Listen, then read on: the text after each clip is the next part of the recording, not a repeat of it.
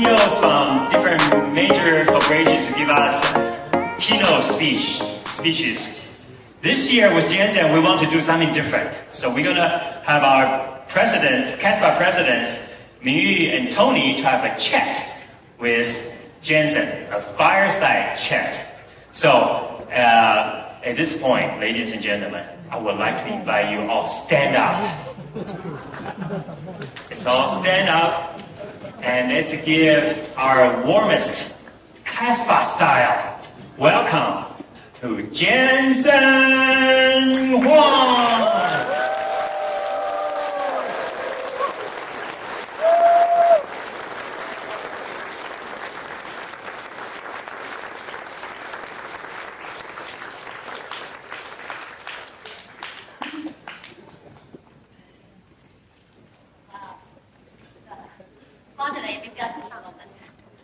Yeah, please. I could barely hear you. Oh, I need a shout on the audience. Okay, all right. So Jensen. Her voice is so gentle. Now that you're the president, you have to speak with more power. I got it. Welcome to our third president of CASPA. I'm very proud of you. Thank you so much, Jensen. Jensen, you know, last time we met in December, in the December JSA event, you did ask me a question. Did I do a good job in your keynote speech? And I did some research, so I consulted our two former presidents, two former presidents, and they both told me you did such a terrific job. So we decided to invite you back. Thank you. I'm delighted to be back. Thank you, Jensen. So today you see our audience. Do you have so hot? Everybody want to take a selfie with you? Do you want to sit down with them? To them? I'll be here all night. That's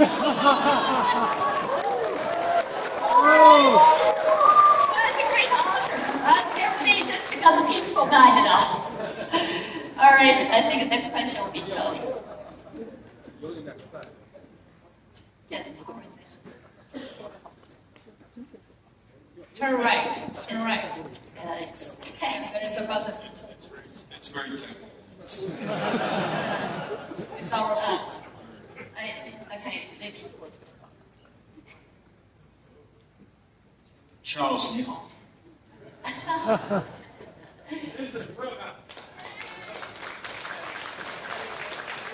你讲法文。Got it. Works. 我讲法。Okay, can you hear issues? 你讲什么？讲语言是讲法。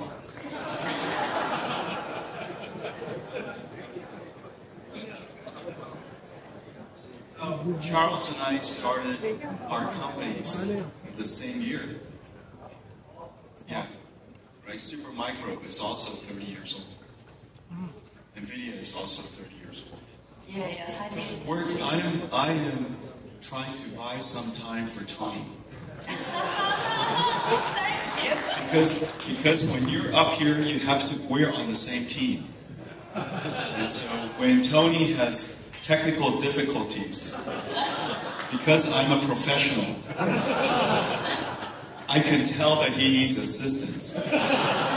And so now I can tell some jokes, keep the event going, so that there's not an uncomfortable silence. Do you all agree? See, look, now he needs help.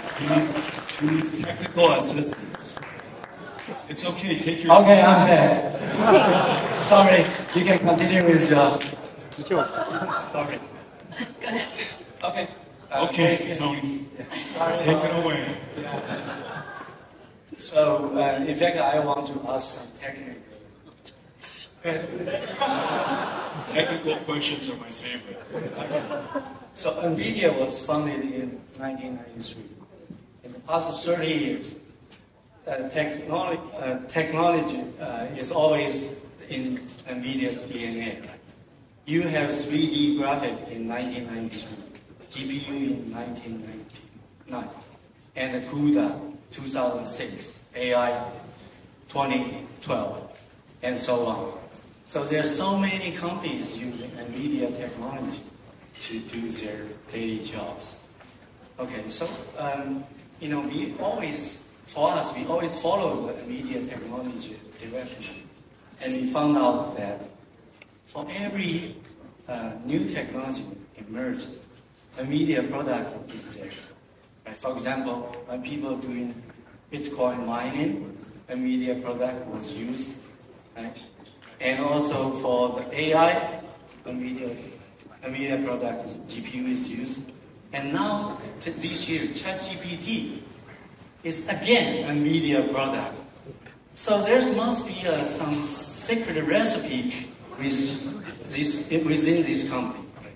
So every type of technology you catch.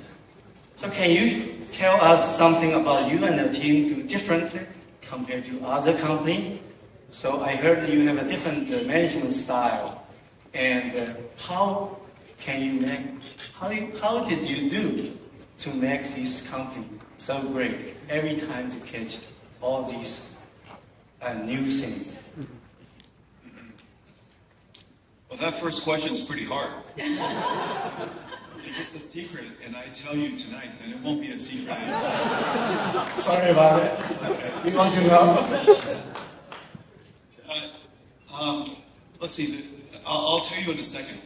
But crypto was very interesting because you buy NVIDIA's technology, and this is the first time that my mother understood what I did for a living. Because you buy NVIDIA graphics cards, this is the way she explained it to me. She said, you buy NVIDIA graphics cards, you plug it into the wall, and money comes out. And so she asked me, why do you sell it to other people?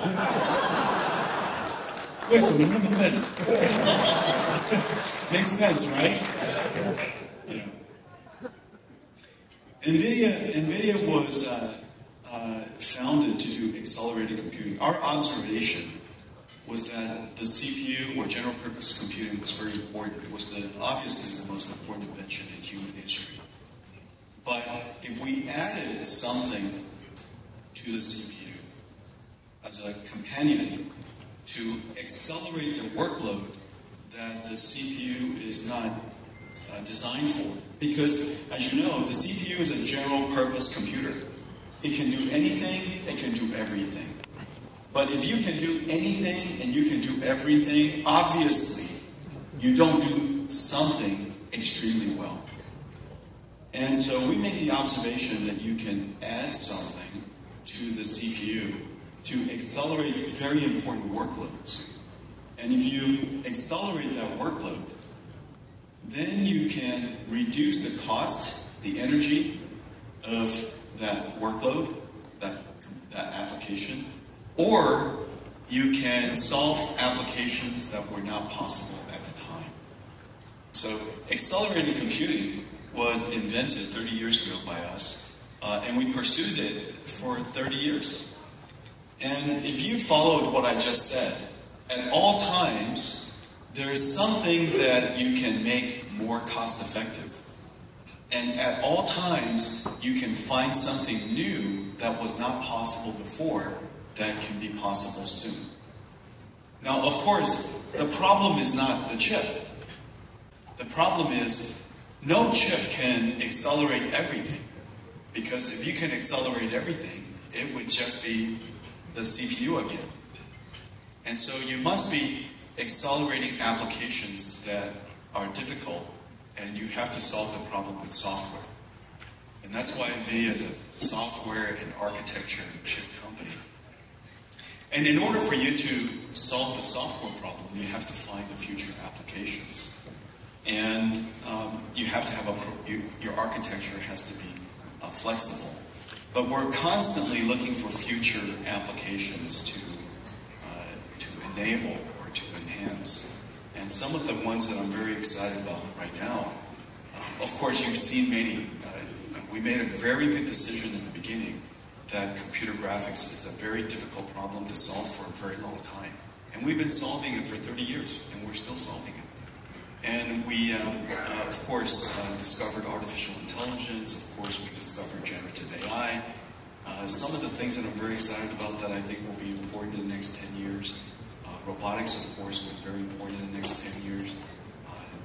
Protein engineering and digital biology will be extremely important in the next 10 years. 40 years ago, I was of the generation that allowed us to design chips using human language, using software, using programming language. And using high-level description languages, we can design the chip and design very complicated chips. Without that high-level description language, it's impossible to design these complicated, amazing chips. And now we have the ability to describe proteins, molecules, genes, and hopefully in the near future, small cells, and maybe even organs. And so if you could describe amino acids and proteins and cells and organs, that's very similar to describing transistors and functional gates and logical blocks, larger logical blocks. And so we are near the generation where engineers like ourselves today will be designing proteins in a digital way. And artificial intelligence will make that possible. And so we're constantly seeking out these future things. Some of them take a long time, and some of them become realized. And so I appreciate you following our journey, and the journey for accelerated computing. We're going to find many more things. Thank you. Yes, thank you, Jensen. So my question is going to be simple and profound, I believe. So all of this, the remarkable success of NVIDIA today, but it is understood over the 3 decades journey, NVIDIA actually been faced a lot of numerous challenges and difficulties. So could you share with us what kinds of core beliefs are driving force to support you to make the bold decisions, such like invest the emulator with your last fund, and just keep persisting to develop the CUDA despite of the investors' criticism, and also move away from the mobile market. Those are really tough decisions. So what's the core belief? I'll start backwards. I left the mobile market because other people could do better. We should work on things. NVIDIA's core values are to choose problems that are very, very hard to solve, that take a very long time to solve. And the reason for that is because if it takes a long time to solve, then even if I'm stumbling and making mistakes and I have setbacks, it's okay, because it's going to take a long time anyways. If you find problems that are very fast to solve, then you have to be fast. And I'm not very fast. It's very true, I'm not very fast, but I'm very persistent. I work on something for a very long time. And so it allows me, if I choose problems, if our company chooses problems that are incredibly hard to do, then you have a long time to do it. We also choose problems where we can make a great impact. Meaning, our contribution is somehow essential. We all want to wake up in the morning and know that we've lived a purposeful life, that we've made a unique contribution, that somehow us waking up and us being part of the equation was impactful, was necessary. And so unless it's necessary for us to play or to engage that market, it's not, we will walk away from it. And the third thing that we try to select are things that give us a great deal of joy. These building companies and inventing new things requires a long patience and a fair amount of pain and suffering. And so unless you find a lot of joy in it, the pain and suffering is too much. Isn't that right? And most, whether it's being a parent or being a teacher or being an entrepreneur or being an inventor or president, or you have to love the work because the pain and suffering is too great otherwise. And so we choose problems that have those three characteristics. And in the case of mobile, there were other people who do such an incredible job.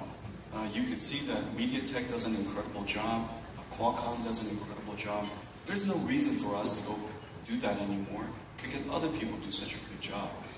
And so it's easy for me to make the decision based on the attributes that I described. On the other hand, CUDA is unique. We're the only company that dedicated itself to accelerated computing for 3 decades. And the problem is so insanely hard that it took 3 decades, and we're still working on it. This is one of the hardest computer science problems the world's ever known. And so I have plenty of time to go enhance my skills and make our contribution. And because everybody else was working on general purpose computing and CPUs, and 100%, right? We were the only one that really believed in accelerated computing. It made sense for me. You know, it follows the virtues that I described. Let's see, you asked a question about the emulator. Yes. Mingyu is asking a question about a long time ago in the beginning. Our company almost went out of business. Yes, I wanted to talk. Yeah. That's right. We almost went out of business, and we made several very important decisions all at one time, and those decisions shaped our company. And one of the decisions was the way that we design chips. We had no time left and no money left. And so we had to make that chip perfect. But there was so much software on top of the chip. You cannot develop the software without the chip. And if you don't have the software, you cannot make the chip perfect.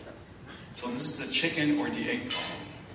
And so we had to find a way to start developing our software before we tape out the chip.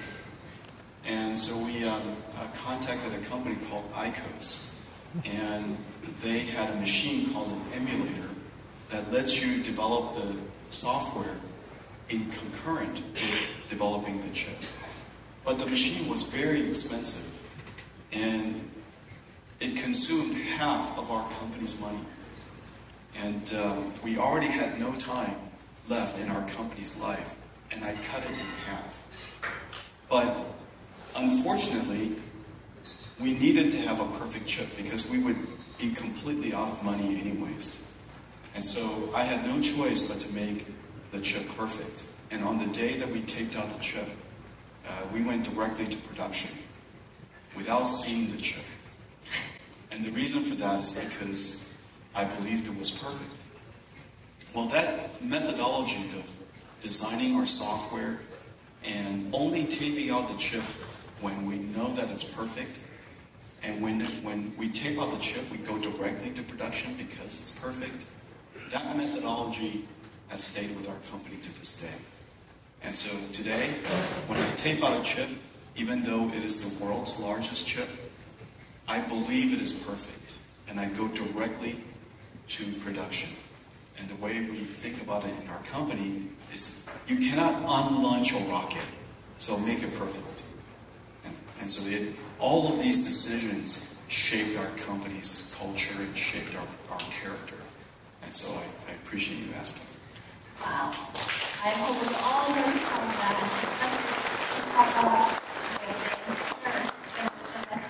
Share that. Yeah, I think a lot of us always follow NVIDIA's technologies. And yeah, especially me, because I'm a stockholder of NVIDIA.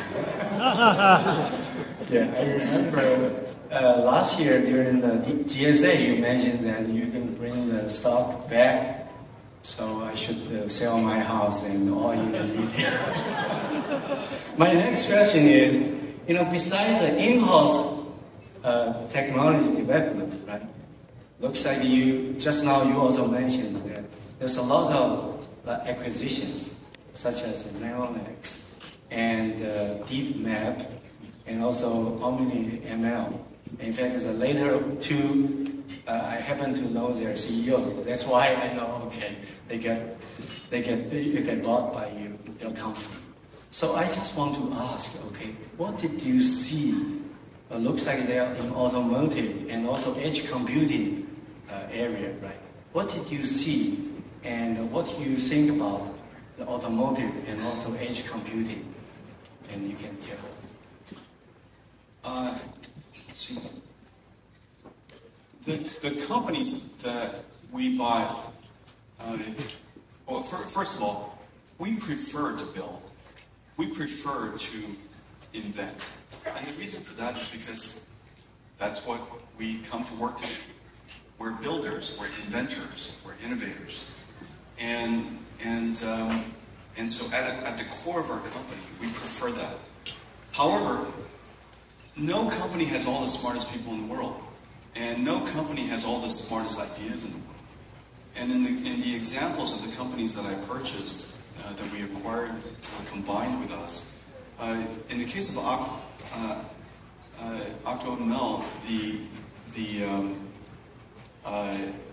OmniML, OmniML. The reason for that is because the software technology was so good. What they're really good at is the optimizing compilers of neural networks. And the compilation of neural networks and neural network graphs is really a complicated problem. And the team is really, really good. And we also know some of the engineers very well and the founders very well. In the case of Mellanox, they are the most advanced high-performance computing networking company in the world. And you mentioned earlier that AI is about computation, storage, and networking. And it's true. Networking is a very important part of scaling large systems. And so the expertise, the technology, and most importantly, the platform of Mellanox will never be reinvented. It took a long time to get there. That's an asset that will not be recreated. Just like as Renee knows, I tried to buy ARM, and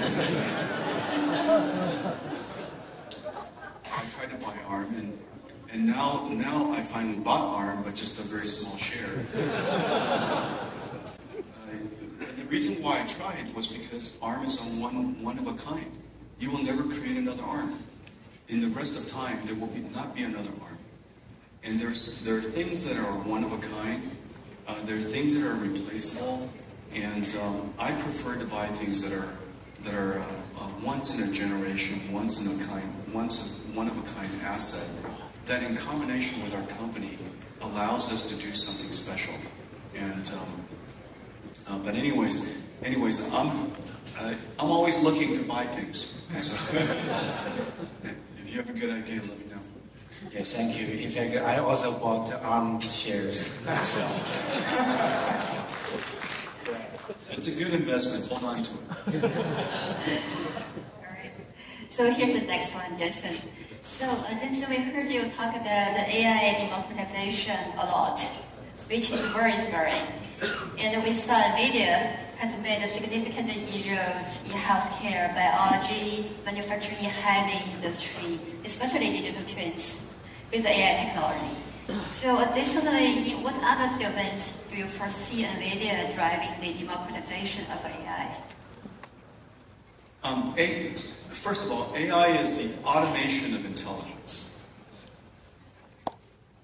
We could use a computer to write software for itself and write software that no humans can write, to solve problems that none of us had imagined solving before.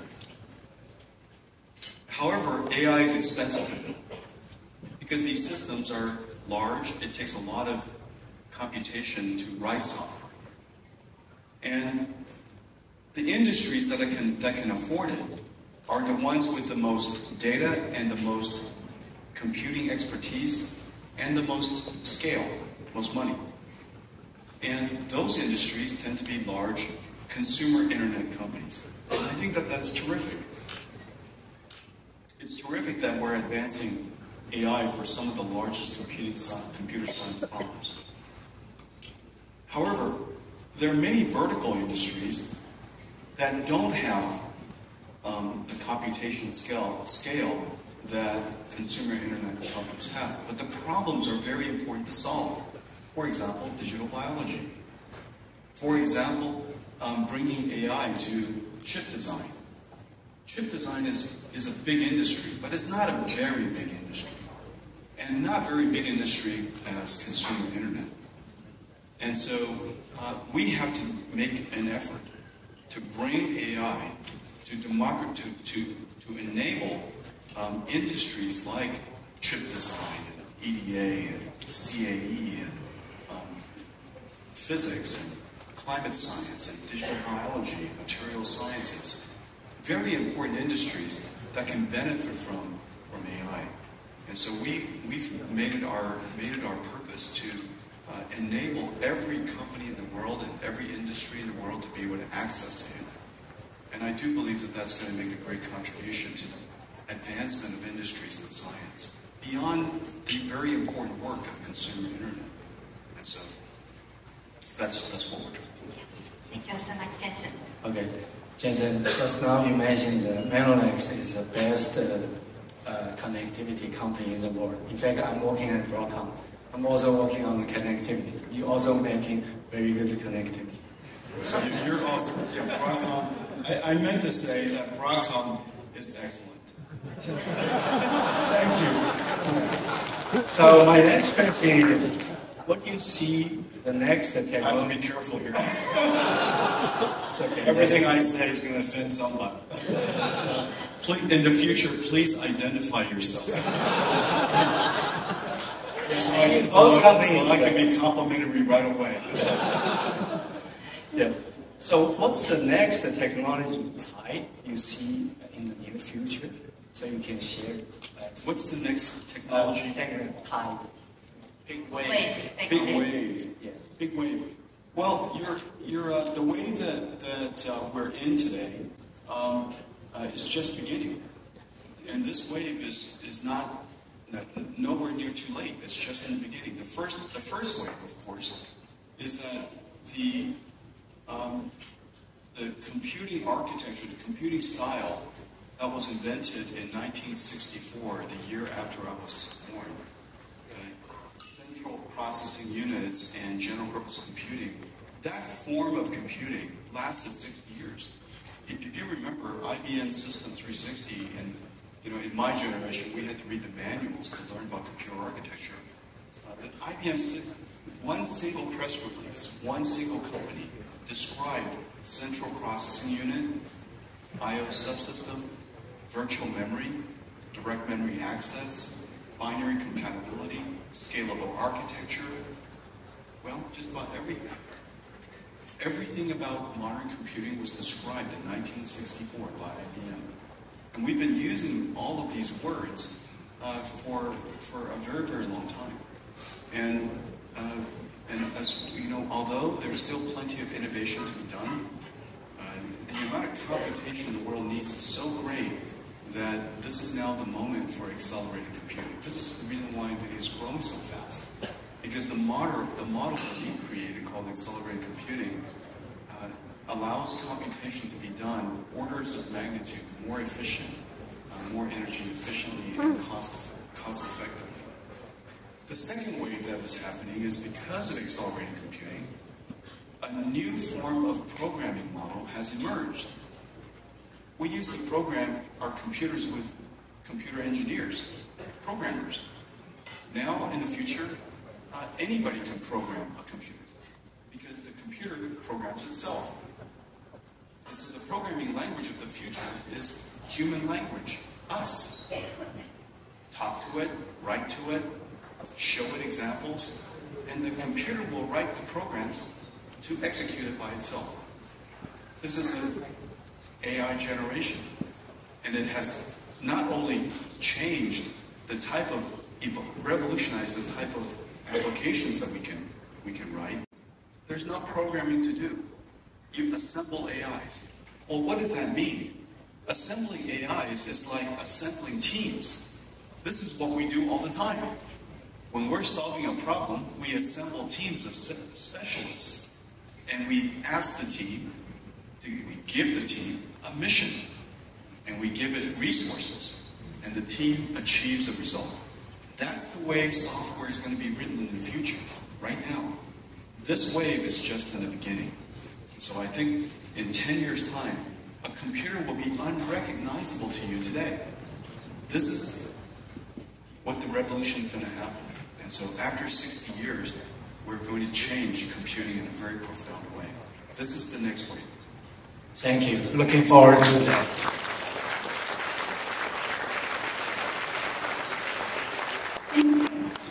Next point, we are so curious about the CUDA. So CUDA has brought a tremendous success to NVIDIA. And its ecosystem has had a profound impact on the industry. So how do you see the ecosystem playing a role in the high-performance computing industry? And what's your vision for CUDA's role in the future? Like when you say iPhone movement, I think this is very profound for CUDA. Ecosystem is the single most important thing of a computing model. And in fact, very few computing models has been invented in a fundamentally different way in the last 60 years. And it's very hard to have ecosystem because a new computing model is only successful if there are characteristics about the computing approach that is an order of magnitude better than the past. 25% discount will not generate a new computing model. It has to be so substantially different on one of the dimensions. Maybe it's energy efficiency, maybe it's speed, maybe it's cost effectiveness, maybe it's battery life, maybe it's something about the characteristic that's very important to the customer that is 10 times better, 100 times better. That, first of all, doesn't come along very often. The second is, even if the computer is excellent technology, nobody can take advantage of it without applications. And however, the applications will not come without developers. Developers will not come to your platform if there's no install base. Without install base, you will never attract more customers, more developers. Without more developers, you will never attract more customers. This positive feedback system is nearly impossible to achieve. In fact, it has not been achieved with the exception of a few computing approaches in the past. And so we've been very fortunate that after all of these years, NVIDIA CUDA is now everywhere. It's in every cloud, has millions of developers, it's used in every field of science, it's in every industry. And so we now have a positive feedback system that allows the innovation to result in more applications, which generates more sales, which creates more install base, which attracts more developers. This positive feedback system took a long time to create. And it's all about the ecosystem. So you're absolutely right that in a computing model, if you're trying to build a platform like ourselves, everything is about the ecosystem. It's also become an entry barrier for other competitors. Right? It's very important. For our generation and the next, it is mitigation will not be enough. Adaptation will be necessary now. We have to acknowledge that climate change is going to come. We have to predict the impact of climate change, the severity of climate change, and where the world it is likely to affect first and when. And so that requires us to do climate simulation, which is very, very hard to do. Weather simulation is not easy to do. Climate simulation is basically impossible to do today. Now, of course, predicting the average temperature of the Earth at any given time, 10, 20, 30, 50 years out, is possible, it's possible, and done within a fairly good degree of accuracy. However, the world doesn't care about average. You care about your own neighborhood. You care about your own region. California, of course, needs to care about the frequency of dry weather conditions that's conducive to accidental forest fires. You know that California is practically on fire all the time. And so we need to have a better understanding of how severe this is going to be someday. There's a possibility that California literally will be on fire every single day in the future. And so we have to really acknowledge that, try to do a better job predicting the future. Well, in order to simulate the climate, multi-physics has to be involved. You have to understand not just atmospheric physics, but you have to understand low cloud physics, high cloud physics, ocean physics, ice physics, or lake physics, and also land physics. And this multi-physics you need to understand. Chemistry, of course, you need to understand human input, human factors, human drivers. All of these different conditions and different drivers need to be considered in the simulation. And you have to predict it out, not just for this today and next week, but you have to do it for tens of years. This computation problem is extreme, and in fact it requires, using today's principled simulation methodologies, requires 1 billion times higher performance. That will not be achieved, obviously, through brute force, not even with accelerated computing. And so what we have to do is approach it not by using principled physics, but using principled physics to teach artificial intelligence how to predict it. It's a little bit like, for all the scientists in the room, principled physics simulations is essential for understanding causality. But we don't really need to know causality because we understand the cause of weather. We understand the cause of climate change. And so we could teach an AI how to predict without doing causal simulations. And that prediction can be potentially hundreds of thousands of times, if not 1 million times more performant as well as energy efficient. If that's the case, we can do a very good job doing climate prediction. And so we're building a digital twin of the Earth so that we can have very high resolution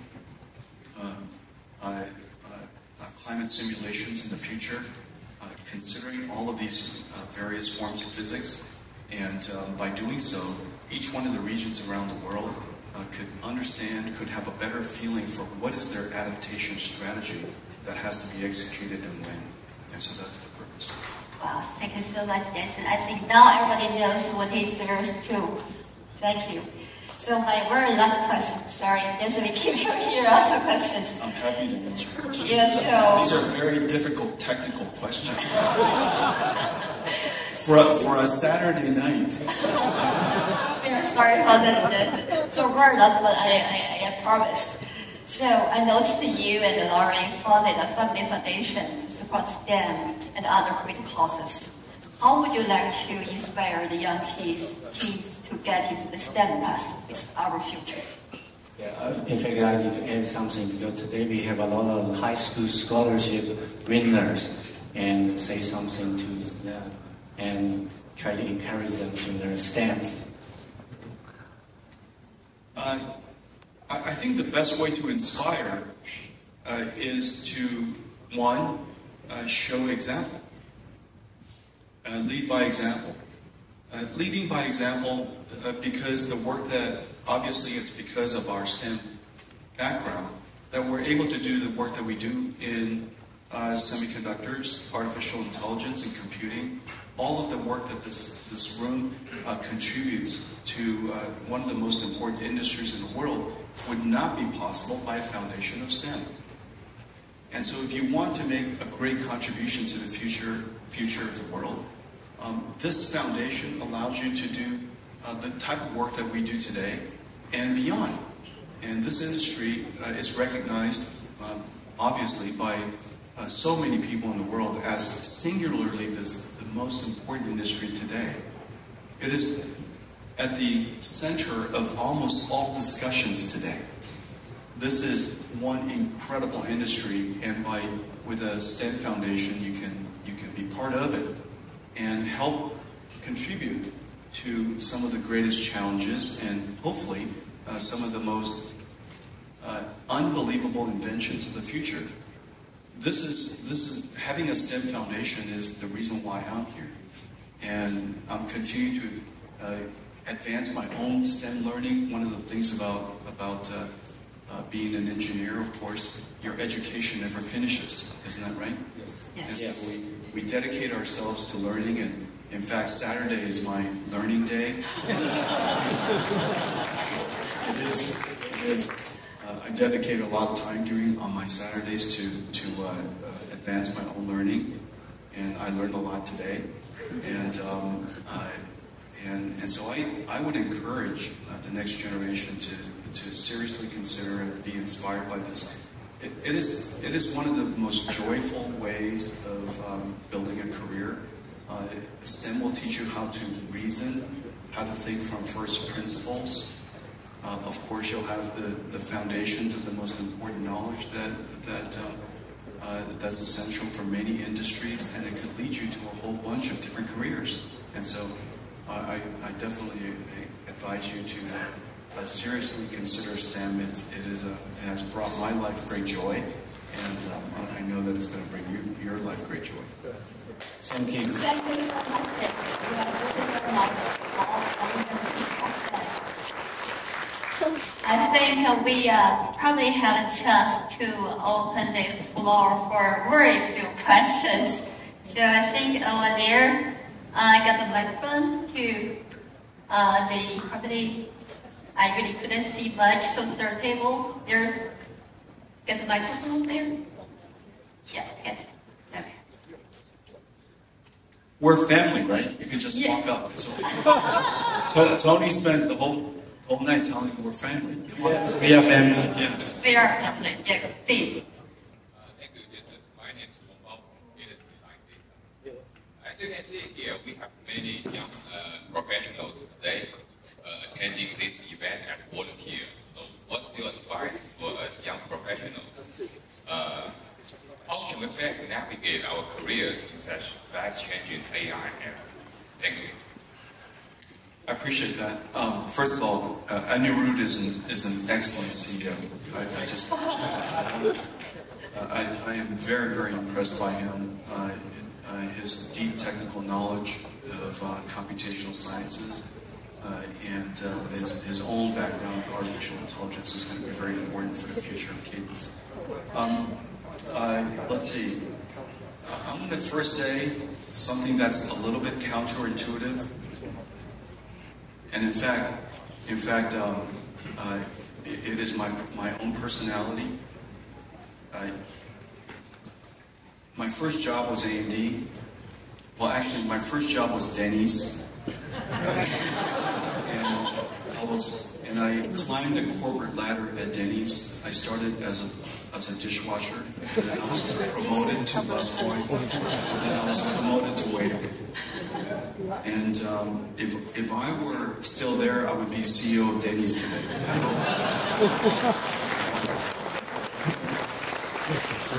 But they have an excellent CEO.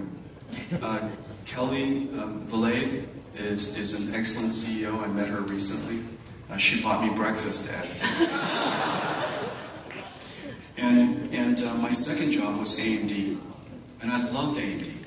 When I was there, I worked there for 2 years. I loved it. And then I went to LSI Logic, and I loved my job at LSI Logic. If not for my colleagues, Chris and Curtis, convincing me to leave LSI Logic, I would be there today. And I would be working at LSI Logic while I'd probably be working at Broadcom now. Yeah, I am from LSI Logic. I would be working there to this day. But what I mean to say is actually this. I loved every job that I had, including washing dishes, including cleaning the bathrooms. Nobody nobody cleaned bathrooms better than I did. And nobody washes dishes more effectively than I do. And I love my job at AMD, LSI Logic, every single one of them. Very few people know this, but I don't wear a watch. And the reason why I don't wear a watch is now is the most important time. Just dedicate yourself to now. The best career advice I got was from a gardener. I was on a family trip. We were in Kyoto, and many of you probably went to the temple that had the largest moss collection in the world. The garden, the moss garden is incredible. All of the moss is perfect. Every species of the world's moss is there. And it was a hot summer day, and anybody who's been to Kyoto knows how incredibly hot it is during the summer. They're in a valley. It's hot, it's humid, there's no wind, no breeze, and it is insanely hot.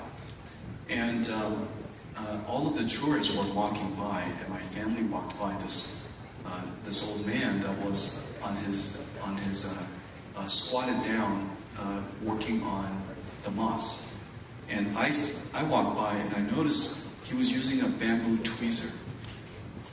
And his bamboo basket was nearly empty. There were only 2 or 3 small pieces of dead moss.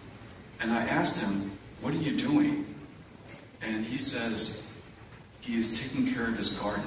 His English was perfect.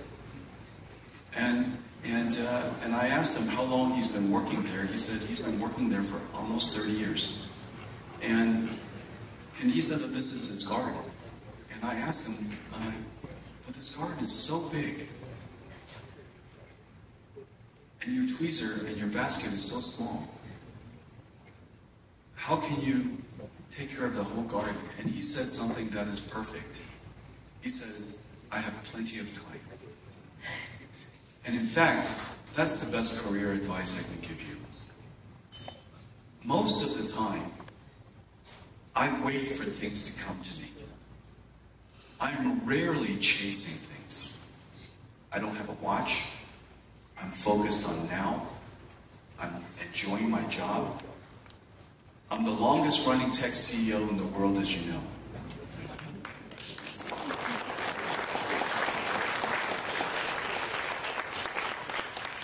I am largely unemployable now, and thank goodness I enjoy my job. And so dedicate yourself to learning all the time, doing the best possible work you can. Leave everything on the field. You know, by the time I get home, I am exhausted. By the time I go to bed, I'm exhausted. And I'm, happy about my day because I did everything I could. And that kind of habit, and you'll be surprised. I'm not at all ambitious. I don't aspire to do more. I aspire to do better at what I'm currently doing. I'm not reaching for more. I wait for the world to come to me. And so I know it sounds exactly the opposite of a career advice.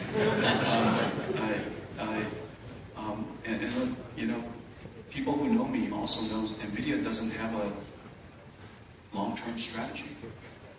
We have no long-term plan. Our definition of a long-term plan is, what are we doing today? And it's, I think that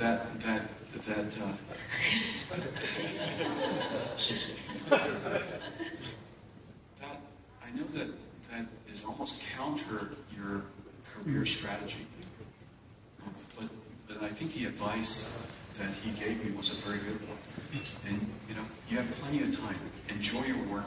Do the best you possibly can. And just keep learning every day.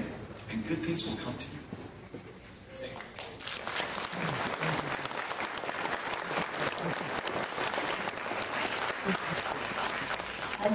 Second person going there, the one just with your hands in the middle.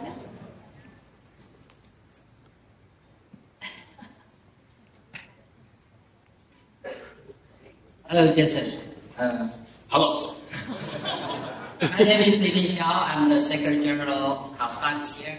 So I'm also a co-founder at a hardware architect for AI chip design company. So as an AI architect, I really admire your vision to bring GPU architecture to general purpose computing back in 2006 when I was a PhD student. So among our audience, actually, there are a lot of companies doing different architectures. Everybody wants to build NVIDIA. So people are working on reconfigurable data architecture. People are working on dynamic computing. People are working on light computing. And people are also working on RISC-V plus AI. So my question is, in the next few years, do you think GPU architectures can still dominate? Do we still have a chance?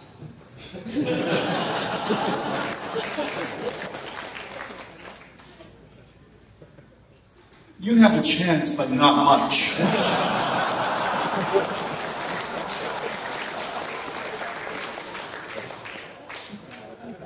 It is in fact so little it's incalculable. I'm just kidding. They're always good ideas. They're always good ideas. In fact, if there is a good idea, we'll change to it. You know, we're not stubborn. Our life goal is not to build CUDA GPUs. That's not our life goal. Our life goal is to solve computer problems that normal computers cannot. And our life goal is to advance industry in a way that without our contribution it cannot. Don't be trapped in being a train company, you know, because there are other forms of transportation, as you know, that can be invented. So be a transportation company. You might even be a company that helps people get to different places. And so if you express your mission differently, you would lead to different answers. We are not limited by the GPU. So if it just happens that the GPU, NVIDIA's, as you know, the GPU originally, the G stood for graphics. And today, we do much, much more than graphics. I just never changed the name. But we changed our work. Does that make sense? We changed our mission. I just didn't change the name. You know, it's like today, people called a jet plane, they still call it train. You know, because NVIDIA built a train that looked like a train, and a car that looked, and we call it a train, and plane, we call it a train. We call it a GPU. But it does very, very different things. We're changing all the time. So if you come up with a good idea, let me know about it.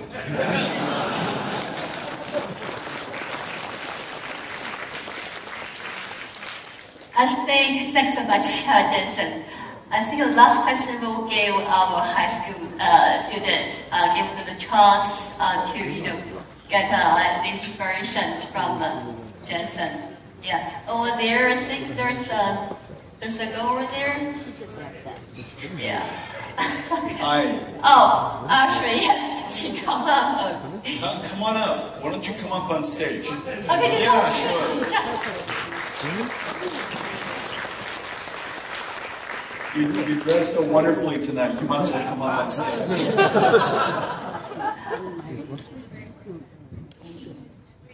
Thank you. My name is Sophia Liu. I'm a senior at St. Francis High School. Mr. Huang, thank you again for your participation in this most memorable event. As our generation looks towards the future, my peers and I would like to pose the following question.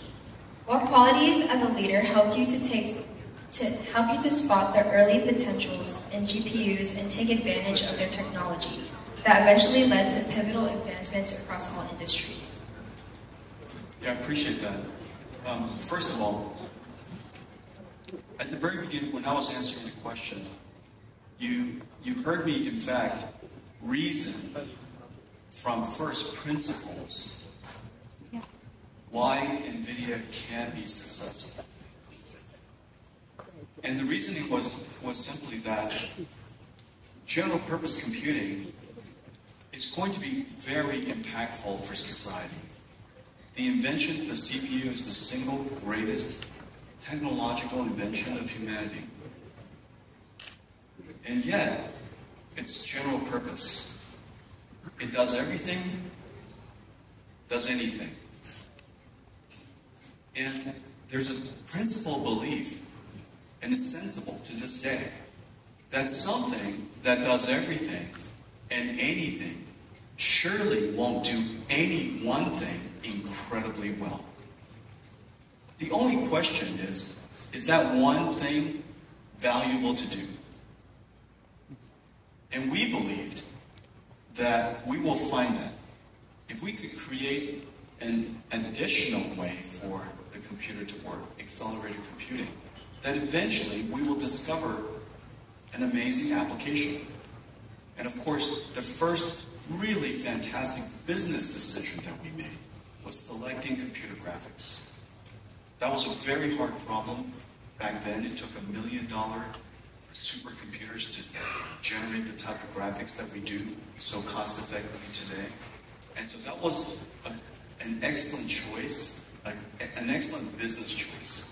But the perspective was founded on first principles of reasoning, technology, understanding of computing, and you know, the rest of that is learned along the way.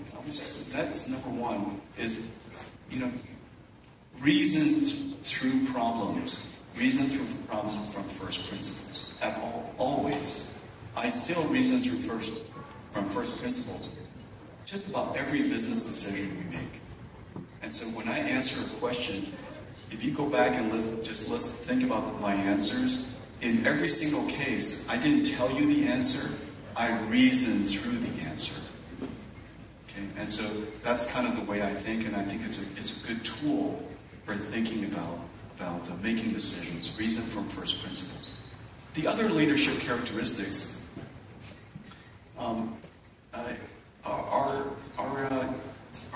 your human character. Don't let me discourage you by what I'm about to say, but intelligent people are a commodity. I know it sounds completely strange. How many students today get perfect scores on SATs? How many students today get 4.0 GPAs? So many. The volume of smart people coming out of school is insanely high. And that is good. And the reason for that is because humans are becoming more and more intelligent, better and better skilled at, of course, physics, math, and the foundational sciences and arts and philosophies. That's completely true. And so you're going to be competing against a very large number of insanely intelligent people. And every company is founded by insanely intelligent people. And we're surrounded by insanely intelligent people. And so the question is, why do some people lead and others less so? And why do some people stand out and achieve such incredible things? And this is one of those things where you're blessed to have been raised Chinese. One of the characteristics of Chinese, of course, is the ability to tolerate long-term pain and suffering.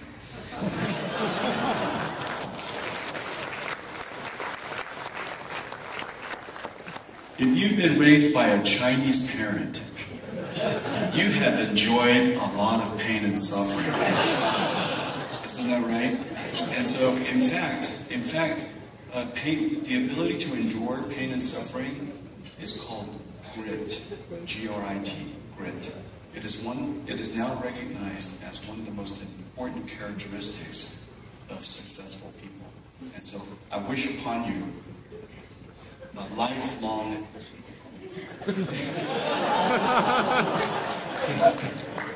plenty of pain and suffering. Thank you. All right, thank you.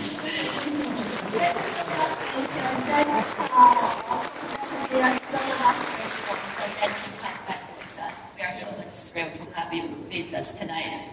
Yeah. And you know how many audience tonight? Guess?